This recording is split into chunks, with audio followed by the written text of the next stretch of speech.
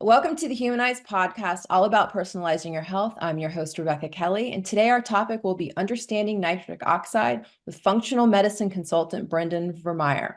Before I introduce Brendan, I want to remind everyone to subscribe and get all the other variety of casts and audio, video, and transcription at humanizedhealth.com. I'd also like to thank our lead sponsor, Village Green Apothecary at myvillagegreen.com. A little bit about Brendan. He's a functional medicine consultant, clinical researcher, board-certified holistic health practitioner, master nutrition coach, master personal trainer, USAW sports performance coach, and CrossFit certified trainer. Brendan has been regarded as one of the top leading experts in metabolic health and holistic education. He's the proud owner of Metabolic Solutions Institute, dedicated to educating health professionals and clinicians with cutting-edge strategies to best serve their clients and their patients. Thanks for being with us, Brendan. Thanks for having me back, Rebecca. It's good to talk to you all again.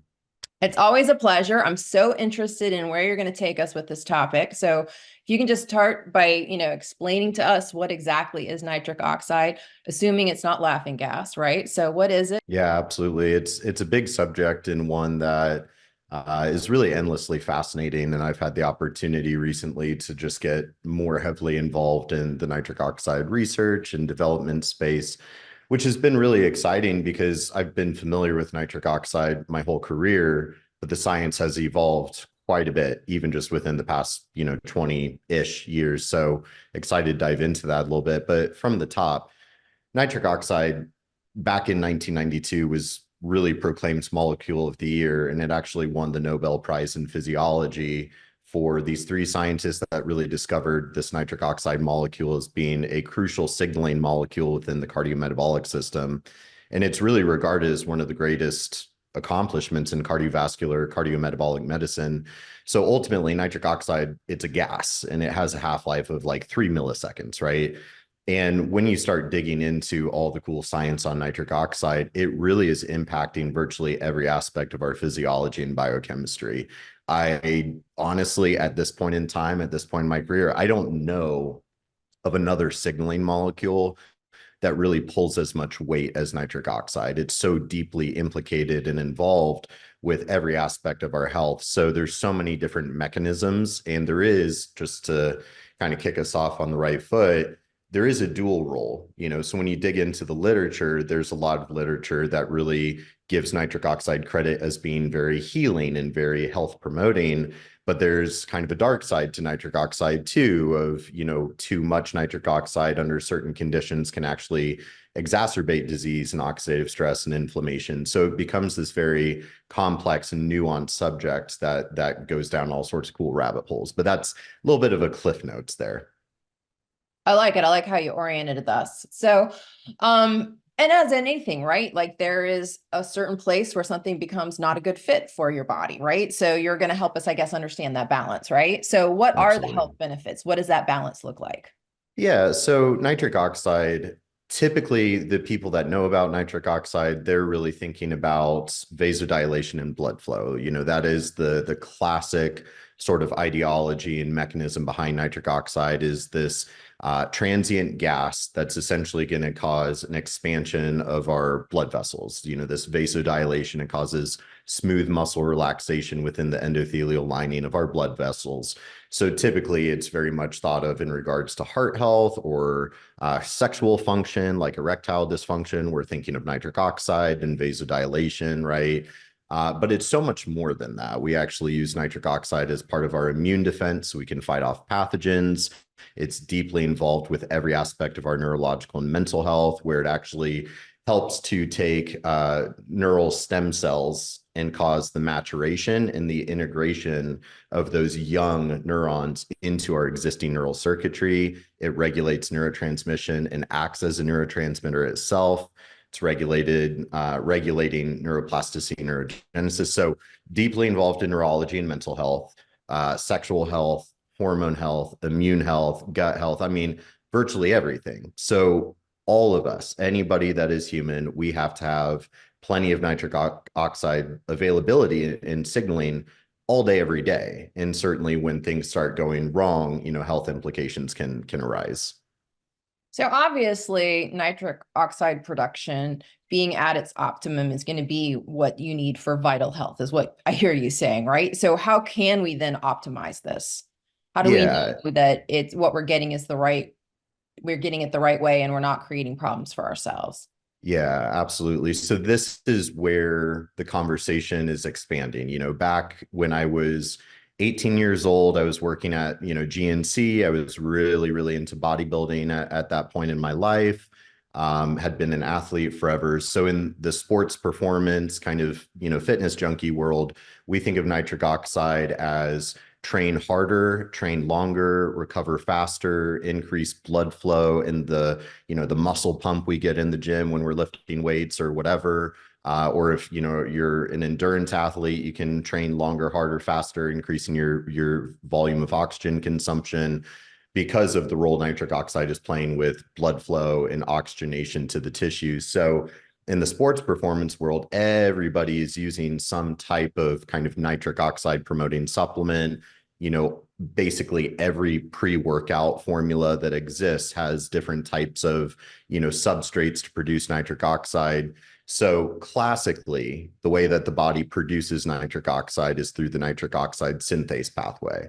And we have three different isoforms of this enzyme. We have neuronal nitric oxide synthase. So this is the variation of the enzyme that our brain cells and cells within the central nervous system express, more so for its role as a signaling molecule within our nervous system. Then we have the endothelial nitric oxide synthase, which is the isoform within the endothelial lining of our blood vessels and lymphatic vessels, which nobody ever talks about. But then we have inducible nitric oxide synthase, which is expressed by immune cells, such as microglial cells in the brain or macrophages in the periphery. And the immune cells are more so using the nitric oxide as an antimicrobial gas to kill off, foreign invaders and pathogens, right?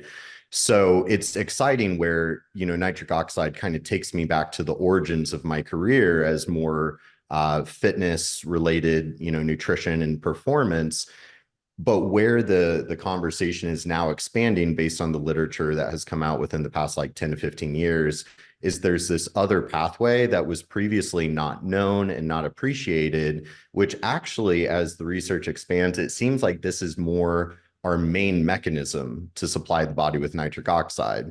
And so where we have this endogenous enzyme-driven nitric oxide synthase pathway, we're now really starting to see that this nitrate pathway is actually much more powerful. It seems to be more ancient and primordial, where one could argue that this is a mechanism by which our microbiome, our garden of life, is really what's supplying the majority of nitric oxide in the body. And essentially the way that that works is we consume dietary nitrate, NO3, right?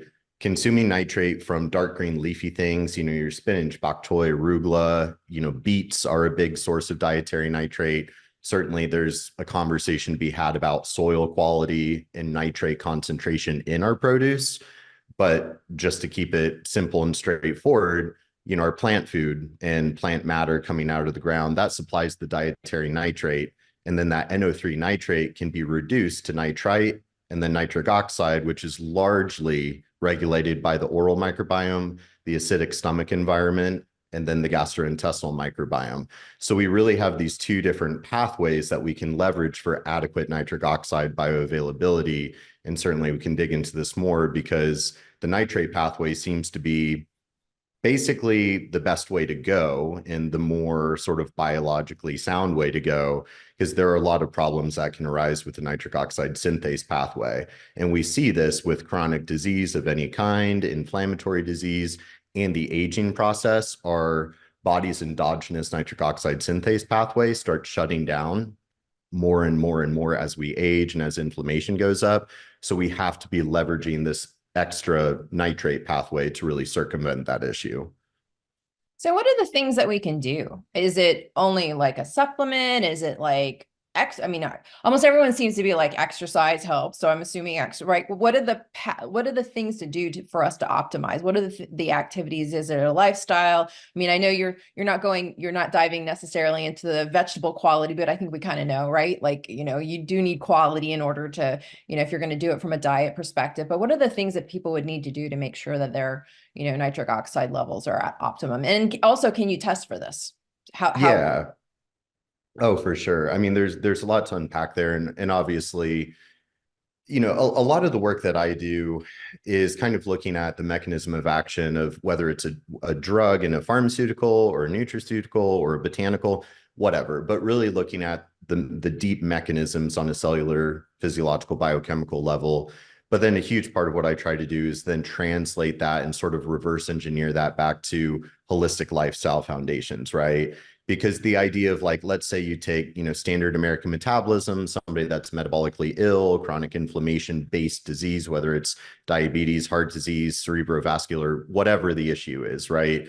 It wouldn't make sense to take somebody like that and simply say, well, you just need this supplement that's gonna, the mechanism is to boost nitric oxide. Now, I say that, and this is exactly what big pharma does. The big pharma business model is, let's take that sickly physiological milieu and then just simply put in these specific, drugs and pills that have this specific mechanism of action. It's like, well, that's not the problem. The problem is the lifestyle and environmental foundations are causing all of these input signals that are dysregulating the body's physiology that drives disease. So, the ultimate solution is environment and lifestyle primarily. The body operates on this principle of specific adaptation to impose demand.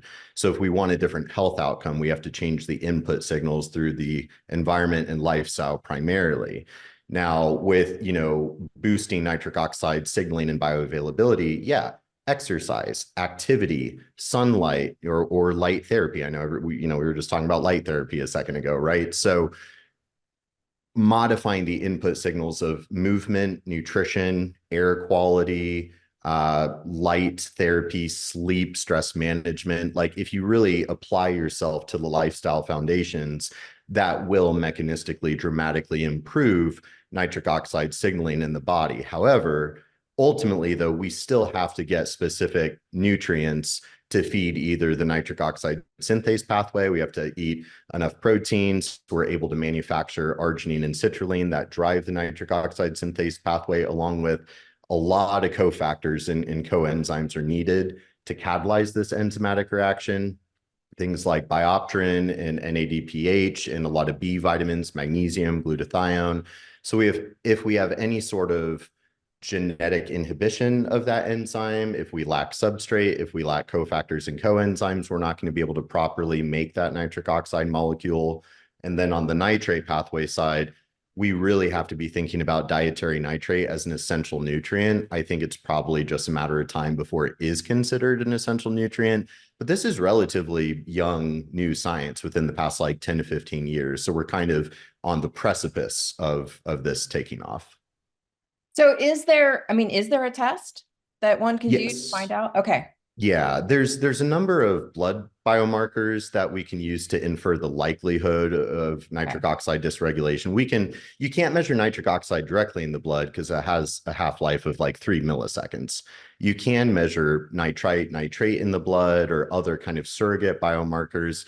But really the best way to go is using salivary nitrite test strips, because we actually concentrate the majority of our body's nitrate into the salivary glands. And as soon as that saliva is spit and sort of inserted into the oral microbiome cavity, that actually will reduce to nitrite, which is what the strips are measuring. So it's probably the best, most convenient, non-invasive way to really get an insight into your whole body nitric oxide status. Very cool. So what haven't I asked you that I should have asked you? Well, the thing that we like to talk about a lot with nitric oxide therapeutic strategies is it's going to enhance the outcome of whatever that person is doing, whether they're, doing more of a diet nutrition based program or an exercise program or holistic lifestyle coaching or a lot of pharmaceuticals or peptides.